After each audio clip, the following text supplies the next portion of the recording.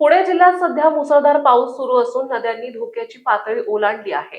हा पाऊस असाच पुढील काही दिवस कायम राहण्याचा हवामान खात्याचा अंदाज आहे। या पार्श्वभूमीवर मुख्यमंत्री देवेंद्र फडणवीस यांनी आज राज्यातील पावसाच्या स्थितीबाबत अपडेट दिली आहे। यामध्ये त्यांनी आषाढी वारीसाठी पुण्यात येणाऱ्या वारकऱ्यांसाठी अत्यंत महत्त्वाचा संदेश दिला आहे। पाहूया। अतिवृष्टीमुळे इंद्रायणीवरचे चारही पूल जे आहेत हे पाण्याखाली चाललेले आहेत।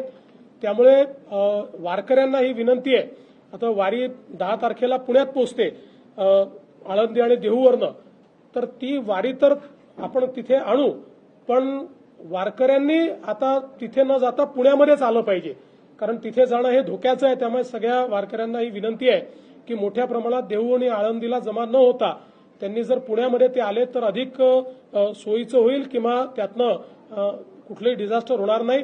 बाकी वारी करता ज्या काही व्यवस्था करायच्या आहेत त्या मोठ्या प्रमाणात केल्या आहेत। आता पावसाची परिस्थिती पाहून जास्तीत जास्त जर्मन हँगर्सच्या माध्यमातून वारकऱ्यांची व्यवस्था झाली पाहिजे आणि कुठेही त्रास होऊ नये या दृष्टीनं देखील जी काही व्यवस्था करायची ती राज्य शासनाने केलेली आहे।